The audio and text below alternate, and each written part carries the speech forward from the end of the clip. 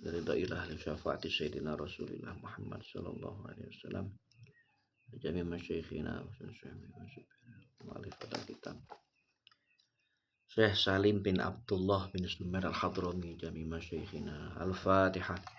A'udzubillahi minasyaitonir rajim. Bismillahirrahmanirrahim. Alhamdulillahirabbil alamin. Arrahmanir rahim. Maliki yaumiddin. Iyyaka na'budu wa iyyaka nasta'in. Ihdinas siratal mustaqim. Siratal ladzina an'amta 'alaihim ghairil maghdubi 'alaihim waladdallin. Rabbighfirli wa liwalidayya amin. Bismillahirrahmanirrahim. Sampai Atsani ghuslul wajhi. Atsani utawi kaping pindho iku ghuslul wajhi, basuh wajah. Jadi kita sampai kepada rukun wudu. Wudu yang kedua adalah membasuh wajah. Jadi sebelum kita masuk kepada kaifiyah, bagaimana tata cara kita membasuh wajah, kita harus tahu dulu tentang definisi wajah agar nanti tidak salah paham. Jadi wajah itu adalah ma baina manabiti sya'ri ra'sihi wa tahta muntaha lahyaihi wa ma baina udunaihi. Wajah adalah dihitung dari tempat tumbuhnya rambut. Jadi ini nggih. Tempat tumbuhnya rambut ini sampai kepada mentok janggut, dari sini sampai sini. Dari atas sini kemudian turun sampai sini. Ini yang dari atas ke bawah. Kemudian yang dari samping adalah dimulai dari kuping niki. Dari kuping sini kemudian sampai ke sini. Ngoten. Ini adalah wajah. Kemudian termasuk wajah lagi apabila kita tarik garis lurus dari niki tengah-tengah dahi ditarik garis sampai ke sini, kuping. Nah, ini adalah wajah. Kemudian apabila ini ditarik garis ke sini, ini yang berada di arah wajah, berarti itu wajah. Kemudian yang berada di arah kepala, berarti itu kepala. Ngeten. Jadi maka ini hati-hati nggih, hati-hati. Itu termasuk wajah. Hati-hati termasuk wajah. Kemudian semua rambut yang ada di wajah adalah wajah. Artinya wajib dibasuh ketika kita berwudu. Nah, ini definisi wajah. Maka dari definisi itu akan muncul beberapa pengertian, beberapa hukum. Salah satu hukumnya adalah hati-hati. Ini yang rawan kan seorang perempuan. Hati-hati. Hati-hati itu rambut sini yang tumbuh di sini, yang di depan kuping ini. Ini kemudian tumbuh memanjang sampai ke sini misalnya. Sampai 30 cm misalnya. Maka itu adalah anggota yang wajib dibasuh ketika berwudu. Sini. Rambut ini.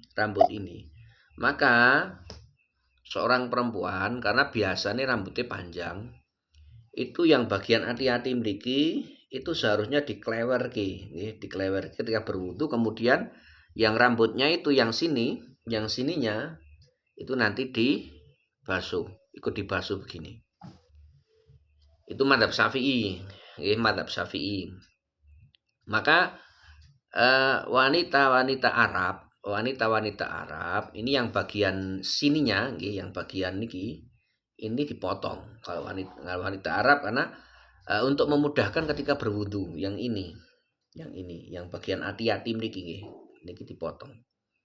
Niki untuk memudahkan berwudu agar supaya nanti ketika berwudu bisa sempurna. Itu mazhab Syafi'i, walaupun tidak menutup kemungkinan ada khilafiyah juga.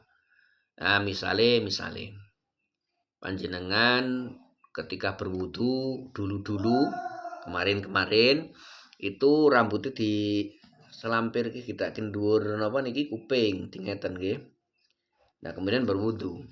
Ini kalau menurut pendapat yang muktamad kan tidak sah. Tapi kalau sudah terjadi ya sudah.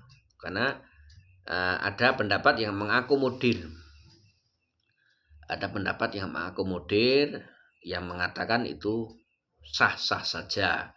Cuman ketika kita sudah tahu, maka seharusnya kita cara berwudu itu harus mengikuti pendapat yang asoh atau yang paling kuat. Pendapat yang paling kuat. Kalau lebih untuk lebih mudahnya ya seperti orang Arab. Sebagian orang Arab yaitu dipotong bagian sininya, tapi itu ya nanti akan menghilangkan sisi estetiknya. Di sininya yang di sini dipotong ini. Yang di sini dipotong. Monggo nyumangkaaken nanti panjenengan untuk teknisnya bagaimana, tapi secara pendapat yang muktamad, pendapat yang kuat adalah yang ini hati-hati wajib untuk dibasuh. Kemudian faminhu syu'uruhu kal hajibain wal ahdab wasyaribain wal idarain. Termasuk bagian dari wajah adalah rambut-rambutnya.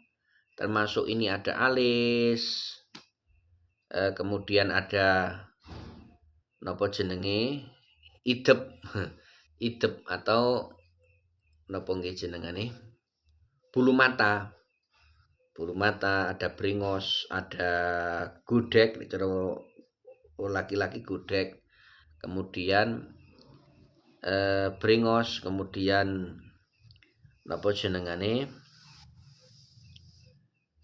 jenggot dan sebagainya. Itu semua wajib dibasuh ketika berwudu. Kecuali bagi orang laki-laki yang mempunyai gudeg, mempunyai jenggot yang sangat tebal. Yang ketika kita berbicara dengan orang tersebut, kulitnya tidak tampak, kulitnya tidak terlihat. Maka tidak masalah. Tidak masalah, artinya tidak masalah, tidak sampai ketika kita berwudu, tidak sampai airnya kepada kulitnya. Boleh. Nah, ini memang untuk wajah ini rawan. Artinya rawan itu bagaimana? Panjenengan seorang perempuan. Seorang perempuan itu biasanya pakai celak, pakai celak. Kemudian ketika kita berwudu, karena syarat ketika kita berwudu itu airnya harus sampai kepada kulit. Syarat juga tidak cuma harus sampai, tapi airnya tersebut tidak taghayyur, tidak berubah ketika sampai kulit. Nah, celak itu ada dua kemungkinan. Yaitu celak kok kandel, berarti air tidak bisa sampai ke kulit karena celak ini menghalangi sampainya air ke kulit. Maka nanti tidak sah. Juga nanti apabila celak itu tidak terlalu tebal, artinya celak itu tipis, kemudian celaknya tidak dihilangkan, kemudian kita berwudu, airnya sampai ke kulit, tetapi air tersebut bercampur dengan celak itu, yang nanti airnya berubah, artinya bukan suci mensucikan lagi, tetapi statusnya sudah suci tapi tidak mensucikan. Nah, ini juga masalah. Karena airnya sudah tidak suci mensucikan, maka nanti wudunya juga tidak sah. Nah, maka bagaimana? Seharusnya adalah dihilangkan dulu celaknya ketika kita berwudu. Jadi ketika kita berwudu, celaknya itu dihilangkan. Ini perlu nggih. Dalam fikih ibadah perempuan itu harus tahu, karena Ketika kita beribadah harus sah. Jangan cuma kita jangan sampai kita memenangkan terhadap estetiknya, tapi kita mengalahkan ibadahnya. Jangan sampai. Jadi ketika berwudu niki nun sewu celak untuk diperhatikan, diperhatikan. Kemudian berikutnya adalah jenengane niki di bibir napa jenengane jenenge nek wong Jawa niku gincu. Lipstik, masyaallah nggih. Lipstik. Jadi lipstik itu kita juga perlu, nggih, kita juga perlu.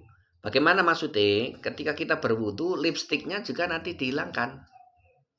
Karena masalah juga ketika lipstik itu tidak bisa dihilangkan, tidak mudah dihilangkan. Ketika kita berwudu nanti ada dua potensi.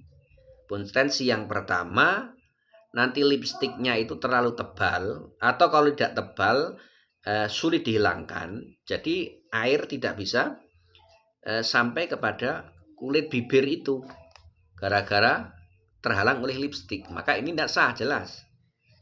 Atau yang kedua, lipstiknya ini bisa dihilangkan cuman tidak digosok-gosok, yang akhirnya airnya itu air wudu tercampur dengan lipstik itu, yang nantinya yang sampai kepada kulit itu sudah tercampur dengan unsur lipstik, nggih, napa jenengane, nanti akan tercampur. Nah, ketika tercampur sudah statusnya tidak tohir mutahhir, airnya tidak suci mensucikan, maka tidak sah juga.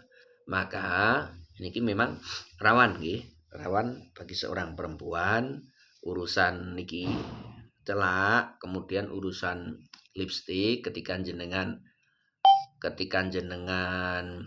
berwudu itu harus hilang. Jadi celak dihilangkan, lipstik dihilangkan. Maka jenengan harus bisa memilih celak dan lipstik yang bisa dihilangkan dengan air. Jangan memilih celak dan lipstik yang semi permanen. Jadi lipstikan sekali, nanti hilangnya nanti sore misalnya. Nah ini rawan, kecuali ketika panjenengan dalam keadaan haid, tidak masalah. Tidak masalah karena tidak ada tuntutan untuk sholat. Nah, itu seperti itu nggih, perlu untuk dipahami. Nah, misalnya panjenengan harus bekerja. Panjenengan harus bekerja, berangkat pagi, padahal kepingin duha, maka jenengan sebelum memakai celak, sebelum memakai lipstik, panjenengan wudu dulu. Kemudian nanti misalnya duha di tempat kerja. Nah, itu silakan, tidak masalah karena sudah berwudu. Nah, kemudian nanti ketika sholat zuhur itu harus dihilangkan. Lipstiknya, kemudian celaknya harus dihilangkan. Jadi wudu kita harus menghilangkan semua aspek duniawi. Kita harus menghilangkan semua aspek duniawi karena kita akan bertemu dengan Allah Subhanahu wa taala, Sang Pencipta alam semesta. Jadi harus ada syarat nggih. Syaratnya kita akan bertemu dengan Allah, yaitu ketika kita sholat niku kita harus menanggalkan semua yang bersifat duniawi, termasuk itu celak, kemudian lipstik, kemudian napa jenengane ketika orang bekerja terkena najis, ketika orang itu terkena hadas besar, hadas kecil, harus dihilangkan semua demi untuk bertemu dengan Allah Subhanahu wa taala dengan sholat itu. Jadi niki perlu untuk diketahui. Dan karena ini sifatnya wajib juga, ini mohon panjenengan nanti bisa untuk memilih lipstik, memilih celak yang mudah untuk dihilangkan. Selanjutnya ada kaidah ma la yatimul wajib illa bihi fahuwa wajib. Kewajiban itu hanyalah untuk membasuh wajah hanyalah dimulai dari ini, tempat tumbuhnya rambut sampai kepada janggut, atau dari kuping sini sampai kuping yang sini, kanan sampai kiri. Itu saja. Tetapi ketika kita membasuh wajah itu seharusnya kita jangan cuma itu tok, jangan cuma ini saja tapi ditambahi. Jadi misalnya ini saya mengambil air, maka kemudian begini kalau laki-laki, begini, kemudian airnya itu langsung di atas ini. Terus kemudian tangan itu juga melebihi kadar minimal. Melebihi kadar minimal ketika kita membasuh, melebihi kadar minimal. Kemudian turun, mandap sampai begini. Ini sampai sini nggih, sampai sini. Karena apa? Ma la yatimul wajib illa bi fahuwa wajib. Kewajiban yang tergantung kepada sesuatu yang lain, maka sesuatu yang lain itu juga wajib. Karena kewajiban tidak bisa terrealisasi kecuali kita melakukan sesuatu yang lain itu. Dan maka kemudian jadi wajib. Ma la yatimul wajib illa bi fahuwa wajib. Nah, kemudian itu masalah kewajiban-kewajiban nih. Kemudian kita masuk kepada ranah kesunahan di dalam membasuh wajah. Ranah kesunahan bagaimana? Membasuh wajah dengan menggunakan kedua telapak tangan.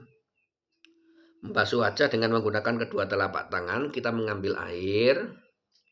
Setelah kita mengambil air, kemudian kita membasuh. Biur ngeten. Kemudian bagian ini jempol, bagian jempol ini, jempol tangan, kedua tangan, ini bagian yang sini, yang samping, bagian ini mulai atas sampai kuping, kemudian mandap sampai ke janggut, bagian ini, yang bagian ini jangan lupa sini. Kemudian bagian ini, jari telunjuk dan jari tengah, ngeten, niki bagian mata, biur ngeten, bagian mata. Nah, nanti yang bagian ini jari telunjuk, ini bagian mata sing jobo, bagian mata sing niki. Kemudian yang jari tengah niki bagian mata yang berada di posisi di dalam. Jadi kedua niki bagian ini ngeresi mripate. Karena itu ini rawan. Misalnya sholat subuh. Sholat subuh kita berwudu, setelah kita bangun tidur itu biasanya nun sewu enten belek. Nah, belek ini juga nanti belek kok keras, nanti bisa menghalangi sampainya air ke kulit. Atau belek ini kok tidak keras, lunak, tapi mboten hilang, maka nanti akan menjadikan air yang sampai ke kulit itu sudah berubah. Karena adanya belek yang tidak keras tadi, yang akhirnya tidak menjadi suci mensucikan lagi. Akhirnya airnya sudah tercampur dengan beleknya itu, akhirnya buatan suci mensucikan dan nanti wudunya tidak sah konsekuensinya. Jadi pure ngoten. Nah, niki bagian niki kalian niki kudu ngresiki belek niki. Mandap terus ngeten. Kemudian nanti bagian hidung. Hidung itu juga ketika kita terkena flu, pilek, niku mangke sering ada kerak karena kerak dari ingus. Nah, itu harus dihilangkan juga. Maka ini kemudian turun sampai ke mulut. Mulut juga sering ketika kita makan kita tidak terasa ada sisa-sisa makanan di bagian mulut, kemudian mengerak. Nah, itu juga harus dihilangkan. Maka orang Islam ketika berwudu itu kan paling tidak kan satu hari satu malam itu 5 kali, karena kita melakukan sholat 5 kali. Itu dibasuh sebanyak 5 kali minimal. Dan ada kesunahan setiap kita berwudu kita membasuh wajah itu 3 kali. Berarti 5 kali kali 3 kali 15 kali. Kita membasuh wajah 15 kali. Maka alangkah bersihnya wajah seorang muslim dan muslimah. Biur ngeten Satu kali biur malih roto, kudu roto wajah semuanya 2 kali, kemudian 3 kali. Setiap berwudu 3 kali. Setiap berwudu 3 kali itu diulangi dalam sehari semalam 5 kali, berarti 15 kali. Itu an-nadzafatu minal iman atau an-nadzafatu syatrul iman. Hadis yang sahih kan an-nadzafatu syatrul iman. An-nadzafatu minal iman itu hadisnya dhaif. Hadisnya dhaif. Kemudian jadi bisa dipahami nggih. Kemudian as-salis utawi kang kaping 3 iku ghuslul yadaini. Basuh tangan loro ma'al mirfaqaini ing dalem sartane sikut loro. Membasuh kedua tangan sampai ke siku. Nah, niki mudah nggih. Yang penting seperti tadi saya sampaikan tidak ada sesuatu yang menghalangi sampainya air ke kulit. Juga tidak ada sesuatu yang membuat air yang suci mensucikan itu menjadi berubah. Jadi tangan itu biasanya pulpen. Nah, panjenengan tangannya gupak pulpen, maka pulpen itu panjenengan hilangkan dulu. Bekas pulpen itu panjenengan hilangkan dulu. Karena nanti jika tidak dihilangkan juga nanti ditakutkan itu airnya akan berubah sebelum sampai ke kulit atau ketika sampai ke kulit akan bercampur dengan tinta. Jadi alangkah baiknya sebelum wudu kita hilangkan tinta itu. Jika kita tidak bisa menghilangkan karena memang tintanya sangat bandel misalnya, ya tidak masalah karena kita sudah berusaha dan semoga dimakfu oleh Allah. Jadi yang paling sering itu tinta. Yang biasanya sok bergelut dengan pulpen itu tinta. Yang biasanya bergelut dengan dapur, misalnya panjenengan nguncei napa jenenge? Panjenengan nguncei jipang, nguncei gandul dan sebagainya. Pokoknya sing medal tlutuhe, nongko, gori dan sebagainya. Itu maka kita harus bersih tangannya ketika kita berwudu. Kemudian ngecat, ketika kita ngecat maka harus itu dihilangkan bekas cat yang nempel di tangan karena itu nanti akan menjadikan air tidak sampai ke kulit. Kemudian ketika panjenengan membuat roti, damel roti adonan biasanya misalnya kukune kok panjang itu nanti sisa-sisa adonan roti itu ada yang menempel di kuku. Nah ini juga harus dihilangkan juga. Jadi mungkin ketika kita napa jenengane ngaji secara umum bahwa wudhu itu salah satu rukun wudhu itu membasuh tangan itu mungkin mudah. Tapi ketika kita membahas secara terperinci terkadang kita lalai masalah-masalah itu. Kenapa? Kuku panjang, kemudian kukunya hitam-hitam, kemudian cat, kemudian telutuh, getah, kemudian pulpen, bisa pulpen dan sebagainya. Itu juga harus dihilangkan.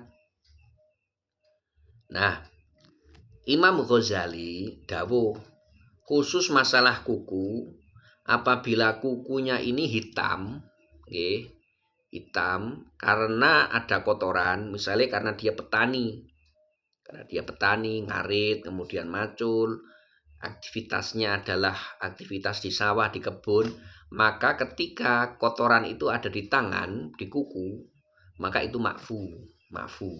Kalau petani, tapi kalau sisa-sisa kotoran itu adalah adonan roti, maka tidak dimakfu.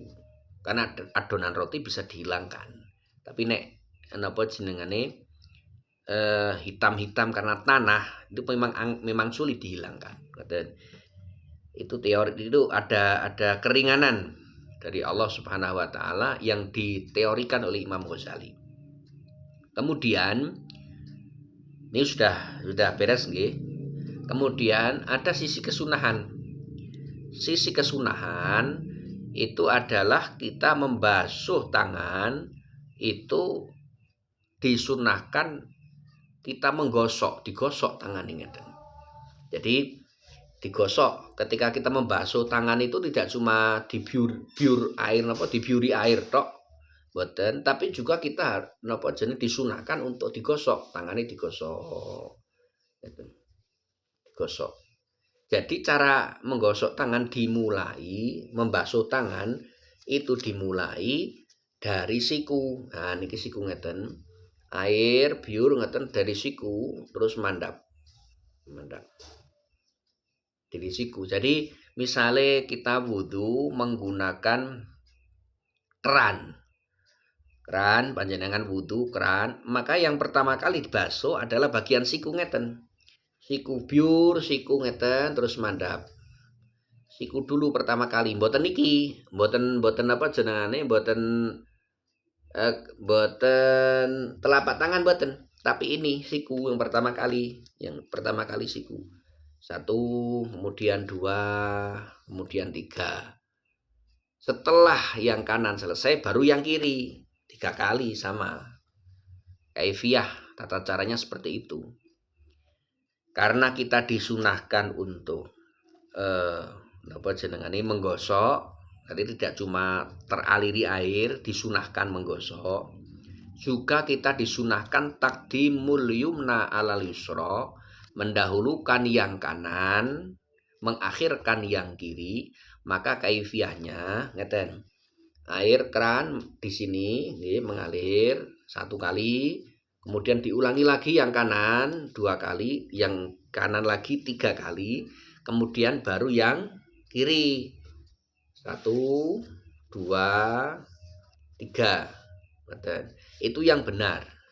Jadi kita menggosok anggota wudhu, kemudian yang kedua mendahulukan yang kanan, yang ketiga kita taslits atau kita membasuh itu 3 kali.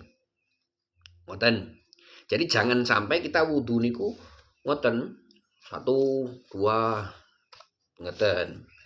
Kanan kemudian kiri, kanan lagi, kiri lagi. Ya ini salah. Ini salah. Ini yang biasa dipraktekkan di masyarakat umum. Itu namanya bukan mendahulukan yang kanan tapi kanan kiri oke. Kanan kiri, kanan kiri, kanan kiri itu salah. Yang benar adalah kanan dulu 3 kali, kemudian setelah selesai 3 kali baru kiri 3 kali. Itu yang benar. Itu masalah membasuh kedua tangan. Bismillahirrahmanirrahim. Kemudian kita juga disunahkan juga di dalam membasuh kedua telapak tangan itu, kita disunahkan untuk nyela-nyelani ngeten. Jadi ketika kita membasuh ngeten, kemudian ini disela-selani ngeten. Menyela-nyela tangan. Agar supaya apa? Agar supaya kita tahqiq.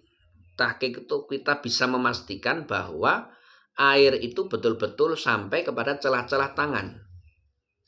Kita pastikan ngeten. Sampai kepada celah-celah tangan. Ngeten. Nah, apalagi seorang perempuan ketika dia memakai cincin. Ini lebih hati-hati lagi. Cincinnya misalnya di sini, maka cincinnya rodok digeser sithik ngeten, yo dilebokke malih puter. Agar kita memastikan cincin itu tidak menghalangi sampainya air ke kulit. Apalagi cincin sesek. Itu juga rawan, rawan. Maka panjenengan alangkah baiknya ketika berwudu selain nyala-nyalani tangan, cincinnya ini harus diputer-puter, ditarik keluar, balik melih untuk memastikan bahwa air sampai ke kulit. Dan kemudian disunahkan juga seorang muslim ataupun muslimah itu tidak orang ngingu kuku, boten ngingu kuku. Karena itu seorang muslim ketika berwudu harus memastikan bahwa air betul-betul sampai kepada pori-pori kulit. Ketika kita ngingu kuku, padahal dia itu harus masak, kemudian harus melakukan kegiatan-kegiatan keseharian yang berhubungan dengan tanah dan sebagainya, yang nanti akan menjadikan kuku itu hitam, nanti akan menjadikan kuku itu nopo jenengane terhalangi, nopo kuku itu akan terkena kotoran dan sebagainya. Maka ini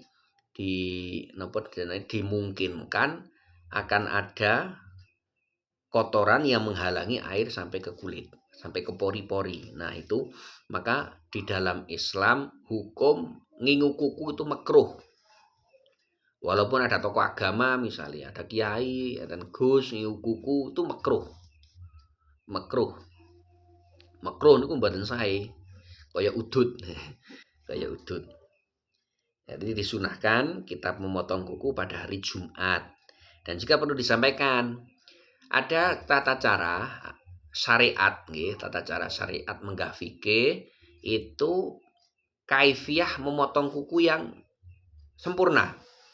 Kaifiah memotong kuku yang sesuai fikih, ngeten-ngeten.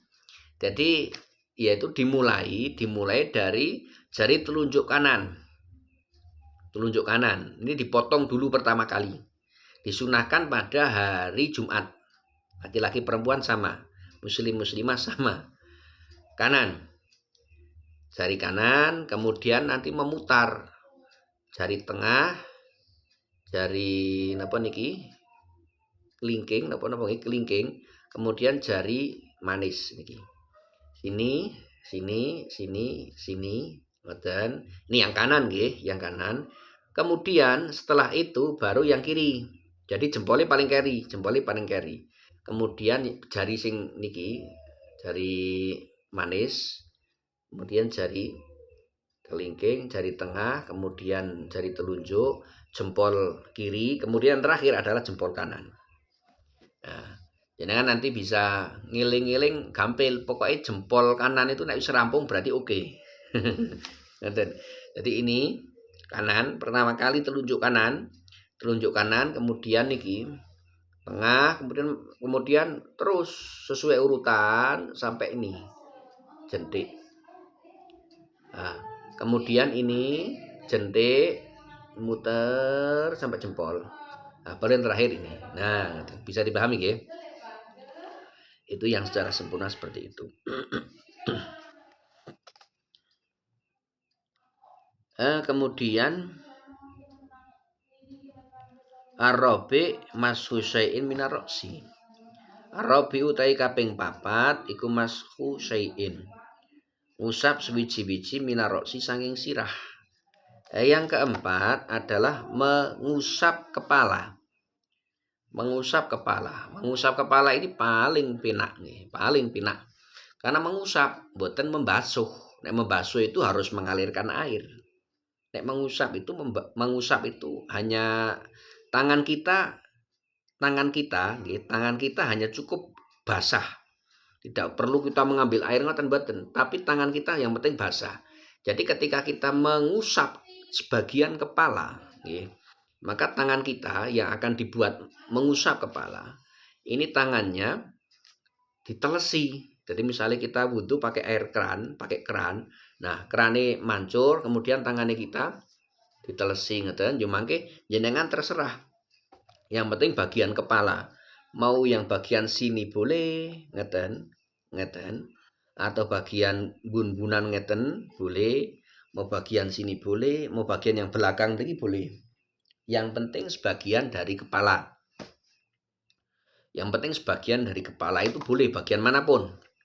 Karena sebagian ataupun minimal, jadi ada batas minimal. Misalnya segini, bagian jari telunjuk kita sudah kita basahi dengan air yang suci mensucikan. Kemudian kita mengusap bagian kepala pakai ini tok, pakai jari telunjuk tok begini. Set. Nah, ini sah. Jadi yang diwajibkan itu adalah mengusap sebagian kepala. Kemudian seandainya ada rambut maka tidak masalah, kita mengusap di bagian kepala yang ada rambutnya tidak masalah. Nah, yang masalah itu adalah kita mengusap yang tidak kepala. Contoh, seorang wanita punya rambut panjang, wanita punya rambut panjang. Kemudian rambut panjang sampai panjang sak menten, misalnya sampai dodo. Kemudian ketika membasuh kepala, mengusap sebagian kepala, dia mengusap rambut sing napa? Sing terurai, rambut sing terurai cekel ngeten yo dimek ngeten. Dimek ngeten. Nah, ini tidak sah karena ini bukan mengusap sebagian kepala, tapi mengusap rambut yang terurai. Bisa dipahami nggih? Jadi yang menjadi rukun wudu itu mengusap kepala. Maka panjenengan ketika napa rambutnya digelung misalnya, mboten digelung lah. Rambutnya dikucir rambutnya, dikucir. Maka panjenengan mengusap yang sini itu boleh, tapi nek mengusap rambut yang napa yang terurai setelah dikucir sing bagian buri mriki sing terurai niku mangke wudune tidak sah karena itu bukan kepala tapi rambut yang terurai. Jadi jenengan terserah mau yang sini, yang penting bukan rambut yang terurai. Ngoten. Itu ku paling penak, membasuh sebagian kepala ku paling penak. Karena mengusap karena statusnya mengusap sebagian ngoten. Nah, itu syarat minimal, syarat minimal. Nah, ada yang sempurna. Sempurna itu bagaimana caranya? Sempurna begini. Tangan kita basahi, jadi ada air mengalir, misalnya contoh, air mengalir, kemudian tangan kita dibasahi. Setelah kita basah airnya, kemudian jempol, jempol ini kita paskan di bagian atas kuping, bagian atas kuping. Kemudian niki jari telunjuk kita gabungkan begini. Nah, kemudian nanti yang sempurna kita tarik ke belakang sampai ke napa niki gitok lah. Cara Jawa niki gitok. Kita kemudian kembalikan lagi. Nah, ngoten niku sempurnane. Sempurnane mengusap kepala. Itu sempurnanya seperti itu. Sempurna. Kemudian al-khamis ghuslu rijlaini ma'al ka'bain. Membasuh kedua kaki sampai mata kaki. Jadi ketika kita membasuh kedua kaki sampai mata kaki juga perlu diperhatikan. Secara umum seperti tadi, yang penting air harus sampai ke kulit. Tidak ada yang menghalangi. Tidak ada yang menjadikan air itu taghayyur, berubah, tidak ada. Nah, sekarang kesunahan. Kesunahan juga seperti tadi ketika membasuh tangan, yang didahulukan kalau tangan itu siku, kalau kaki itu mata kaki. Bagian mata kaki terkhusus bagian tungkak, bagian tungkak, tumit. Jenengan nek basuh kaki itu tumitnya dulu. Tumitnya dulu, kemudian mata kaki, kemudian dilanjut ke bagian driji-driji, jari-jari kaki. Kemudian juga disela-selani. Nek bisa jenengan disela-selani juga ke jari kaki itu karena rawan. Karena jari kaki itu sering menutup jari kaki itu sering menutup daripada tangan. Nek tangan, jari-jari tangan kan bisa ngeten. Nek jari kaki kan tidak bisa. Nah, itu maka lebih butuh untuk disela-sela, diberi disela-selani jari kaki itu agar supaya kita bisa memastikan agar supaya air itu sampai kepada kulit.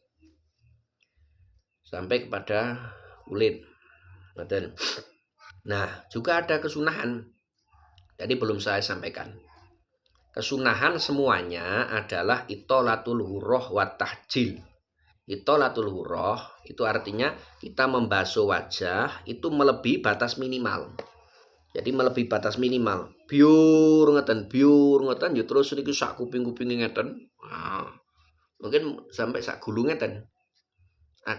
Itu latul hurrah namanya. Kita memanjangkan, kita melebihkan batas minimal membasuh wajah. Itu nanti besok di hari kiamat wajah kita akan mencorong. Anggota wudu akan mencorong besok di hari kiamat. Kemudian kaki juga sama. Kaki kita tambah sampai kepada betis agar supaya itolatu tahjil.